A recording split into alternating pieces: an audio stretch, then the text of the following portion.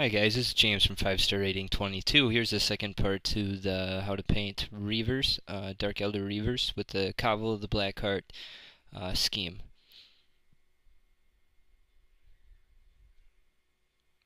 Alright, so now we're going to be going over the highlighting with the metals.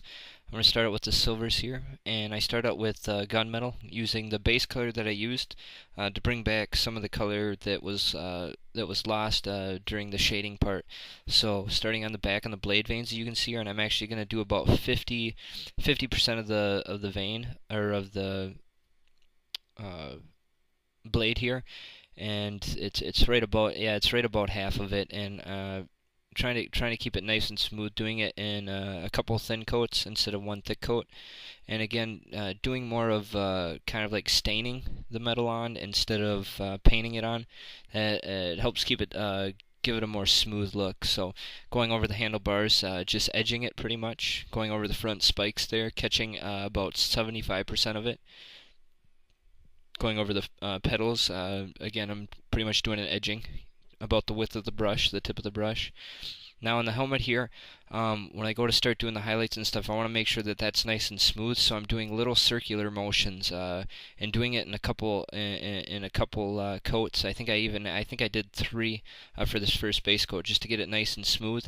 And again, doing it in circular motions, small circular motions to keep away any brush marks. So doing kind of the bottom half of an eye on the canisters there, almost as if you're doing non-metallic metals. The spikes on the arms, or on the shoulders I should say, and that's again about 75% with this highlight.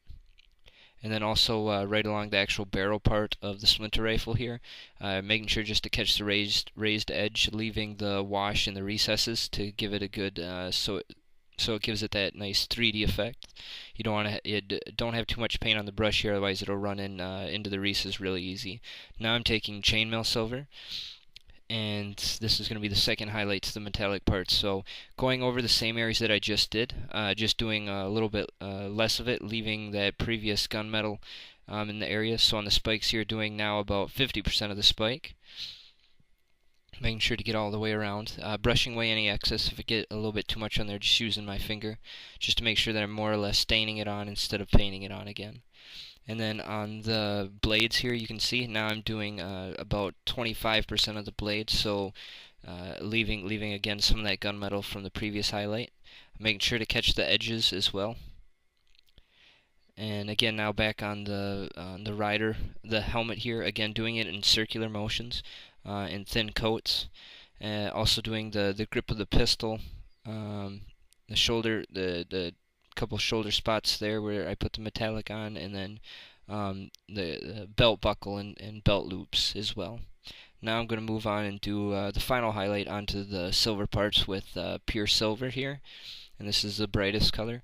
You want to be kind of sparing with this, making sure just to catch those small areas, again thinning out enough so that more or less I'm staining it on instead of painting it on.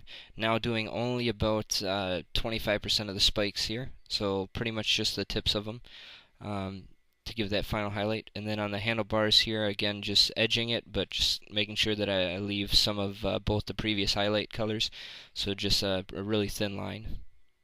And I did switch to a smaller tipped brush to make it a little bit easier. End of the barrel, as you can see there, catching the edge, making sure to make it pop a bit.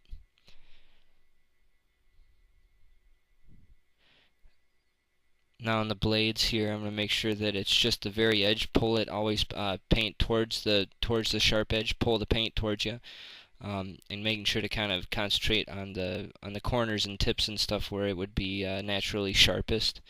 And again, pulling out, don't pull in, pull out, so that it's you're not getting too much paint towards it, otherwise it looks kind of awkward. Now doing the helmet, just catching kind of the top and front part of it, and again working in small circular motions, trying to avoid any brush strokes. Highlighting the pistol grip as well. Now, being very careful, and you can kind of see there now that it's got that nice sharpened edge look to it that kind of goes along with the fluff.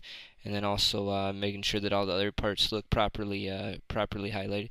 And there's some areas here, since I'm doing it with the rider off, that I probably could have skipped over, so since it won't be as visible with the rider, but it can't hurt. I'd rather make sure that I get it now and not take the chance of it being slightly visible once I place the rider on.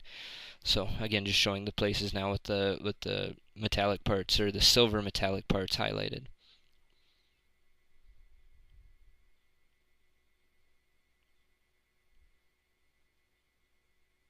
So you can kind of see where we're at there.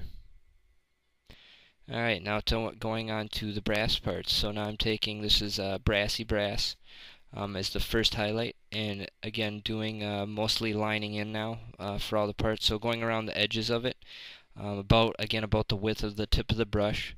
I would say maybe a centimeter or so, and just going around the edges and make sure that everything's nice and smooth. Wipe off any excess paint so it's not too heavy. Do it in a couple thin coats instead of one thick coat. Again, more staining it on than painting it on. If you've ever done staining, you know, kind of that paint it on, wipe it away, paint it on, wipe it away. It's kind of what you're doing here, you know, just minimal amount of paint. Trying to be very careful. On the handles, you can see I'm working on the back there, just kind of lining, going up both sides, and then a line straight on the top there. So now on the propulsion system here, again lining it in, except for like the kind of gemstones that you see in a lot of Eldar things. For the first part here with the brass, I'm just doing the whole top of the gem. Leaving a rim around the edge with the shaded in from the first base coat and the Devil in Mud wash that we did. And again, just going around the edges, probably about a centimeter or so, lining it in, as some of you might know, and doing some shading in, because I want this to be the brassy brass will kind of be the main color, with the wash and the base coat being all the shading parts, but not going overboard or anything with it. More lining in than really blending or anything like that. I do been doing layering, not any really blending as much.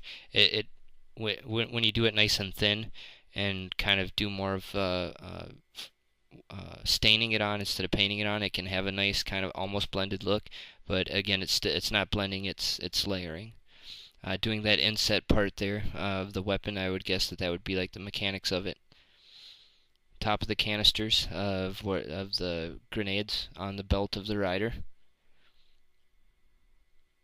There was a couple little like jeweled parts to strap part of the holster that I did in the brass as well, and then that top casing part on the pistol casing, as you can see there, the pistol holster.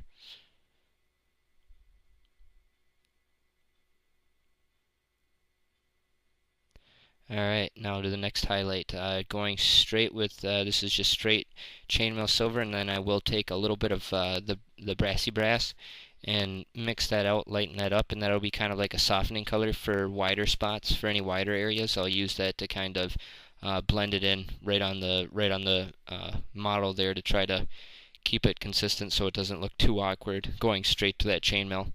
But you want it on the brass. I found that I shouldn't say that you want to, but in my opinion, going with the straight silver on the edging looks pretty realistic. Just catching like the corners and making very thin lines, trying not to overpronounce it. And by doing this silver, this chainmail silver, and softening it on the wider spots with that little mix, probably about 3 parts chainmail to that 1 part brassy brass, it turns out that you can do this in less layers without having so many highlight coats. So that's what I've been doing now, and it seems to work fairly well, and it gets almost the same impression as on the cover work from the Games Workshop models. So on the vents here, or on the ribs on the bottom of the bike, edged those with the chainmail silver, nice and thin, and then just a thin line on the raised parts as well. And again, doing this in a couple thin coats instead of one thick coat. So.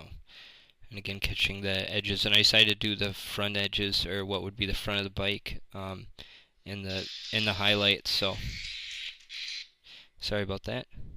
Alright guys, well thanks for watching. The next part will be coming out soon. It's actually already done. The model's finished. It's all recorded. It's just in the editing process, so hopefully within the next day or even maybe today I'll have it done. Well thanks for watching. Take care guys. Later.